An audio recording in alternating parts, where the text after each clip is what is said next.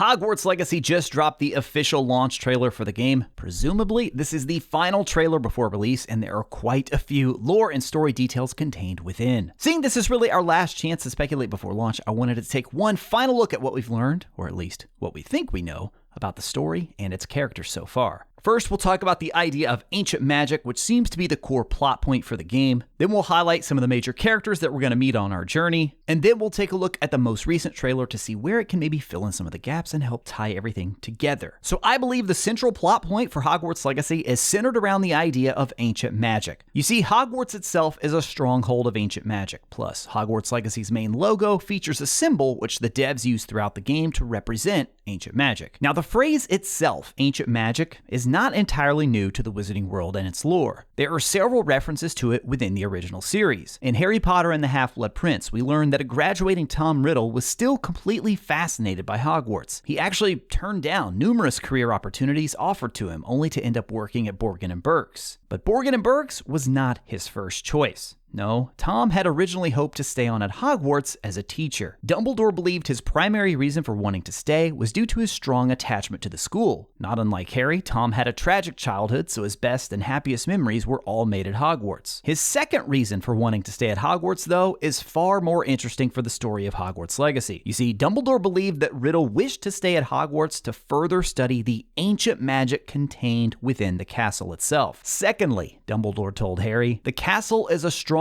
of ancient magic. Undoubtedly, Voldemort had penetrated many more of its secrets than most of the students who passed through the place, but he may have felt that there were still mysteries to unravel, stores of magic to tap. Throughout the 7-book series, we do see small glimpses of this magic, such as the moving staircases, the various trick steps, false doors, and even the Room of Requirement. Of course, the school was built by 4 of the greatest witches and wizards of their age in Godric Gryffindor, Helga Hufflepuff, Rowena Ravenclaw, and Salazar Slytherin. So it would seem they found a way to tap into this ancient magic themselves as they were actually building the school. It's also possible the physical location of the castle contained this ancient magic, as if it were part of the earth where the founders decided to build. According to one legend of Wizarding World lore, the founders chose their specific location for Hogwarts only after discovering a half-buried pensive in the ground. This pensive became the very same one that would be used by numerous headmasters and headmistresses during their time at Hogwarts. Now, even Dumbledore admitted that he did not know all of the castle's secrets, and at least one of the reasons Riddle wanted to remain at Hogwarts was so he could further study the ancient magic held within. There were even occasions during the 7-book series where the castle appeared to be almost sentient. Take, for example, in Order of the Phoenix, when the Headmaster's Tower sealed itself away from High Inquisitor Dolores Umbridge. We also know magical creatures, which are going to be featured prominently in Hogwarts Legacy, they also can possess forms of this ancient magic. When researching for the first task in Goblet of Fire, Harry reads a line about dragons, which states,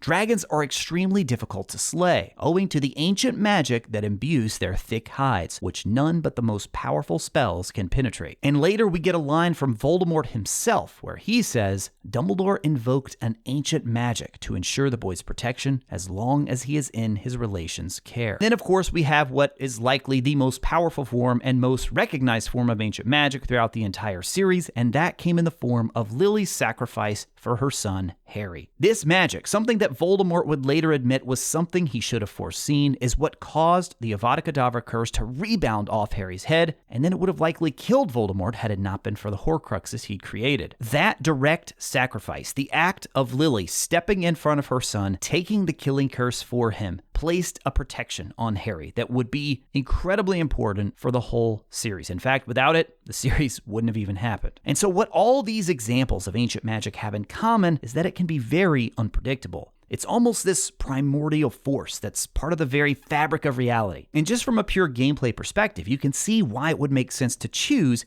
ancient magic as a core mechanic. It's something that's part of the original lore, but by its very nature is unpredictable. Because of this, it gives the developers more freedom to explore new ideas that may be unfamiliar with fans of the original series, but also ideas that can work within the overall framework of the lore. It works just as well from a story perspective, because they can pull from the lore we already know by connecting to iconic locations, such as Hogwarts, powerful creatures like dragons, and maybe even ancient witches and wizards like the Founders, or possibly even Merlin. The wizarding world even has the perfect device for exploring ancient history in the form of a pensive. We know we're going to spend a lot of time at Hogwarts, but there's always the possibility we could see even more locations through the use of a pensive, even if we don't physically travel there ourselves. This whole concept of ancient magic provides the necessary vehicle for the devs at Avalanche to explore familiar touch points from the series, but to also give us a fresh, new experience. We'll likely learn more about ancient magic and our connection to it by interacting and getting to know the main characters for the game. While there have actually been quite a few characters confirmed, we'll keep our discussion today focused on 12 specific characters, each of which have been highlighted by the Hogwarts Legacy social media team in recent months. That recognition came in the form of these character cards, which contained a picture and also a brief bio of the characters. We'll start with Eleazar Fig, as he would appear to be at the core of the investigation around ancient magic. We know the player character starts as a 5th year and that we have some sort of special ability to perceive and master ancient magic, but more on that in a second when we talk about that new trailer. Fig serves as the professor of magical theory during our time at Hogwarts. His character card also mentions his wife Miriam and her worldwide research on the disappearance of ancient magic from the world. It's also said he originally had aspirations to work for the Ministry of Magic, but chose to go travel with his wife instead. Unfortunately for them both, Fig grew weary of Miriam's search and eventually chose to leave for Hogwarts instead. Tragically, Miriam was later killed during her travels, and now Fig carries this huge burden of guilt and regret at not having been by her side. And so, with her death, he has now dedicated his life to completing her mission and to also understand how and why she died. He's described as knowledgeable and a character who will be one of our greatest allies throughout the game. Now, whereas Fig only had aspirations to work for the Ministry, our next character is actually employed by them as a high-ranking official. George Osric is known as charming and a decades-long friend to both Eleazar and Miriam. He's skillful at solving riddles, which is one of the reasons Miriam sought his help before she died. It's said she had recently discovered an indecipherable puzzle and then decided to reach out to Osric. He made his initial appearance in the State of Play trailer, and from that trailer, we know he's seen at least once alongside Fig and our main character. Now, the Ministry of Magic as a whole, even if our character doesn't physically go there themselves, it seems like it is going to play an absolutely vital role in our adventure. In fact, numerous Hogwarts professors are confirmed as having worked for the Ministry, starting with Matilda Weasley, a former curse breaker for the Ministry of Magic. Now at Hogwarts, she's our Transfiguration professor who also serves as Deputy Headmistress. She introduces us to the Room of Requirement and also presents us with our field guidebook, which actually comes to us courtesy of the Ministry of Magic. There's also Professor Sharp, our keenly astute potions master who had a lengthy career as an Auror, Professor Garlick, our muggle-born herbology professor who appears to be the antithesis of Sharp with her charming personality. There's Professor Ronan, who is our charms instructor, and he seems to value friendship and teaches with an unorthodox style, focusing mainly on learning through gameplay. And lastly, we have Dinah Hecat, our stern but likable defense against the dark arts professor who once worked at the Ministry in the Department of Mysteries. Oh, and we can't forget our headmaster, Phineas Nigellus Black, who only took the position due to the power and prestige that came along with it. Black, of course, goes on to be widely ridiculed for being one of the worst headmasters in the history of the school. It's also true that other professors have since been mentioned and even confirmed. However, we only have the character card bios for the ones I mentioned here. And among the ones I've mentioned, 4 of them have direct connections to the Ministry. Then we have Osric, which would bring us to 5 characters with that close of a connection.